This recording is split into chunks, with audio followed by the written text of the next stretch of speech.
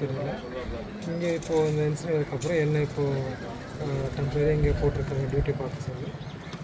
என்னுடைய டியூட்டி நான் கரெக்டாக ரயில்வே கீழ்படி நான் செஞ்சுட்ருக்கேன். ரயில்வே கேட் கீப்பராக உங்களுக்கு என்ன மாதிரி இன்ஸ்ட்ரக்ஷன் இது வரும், எப்படி வரும்?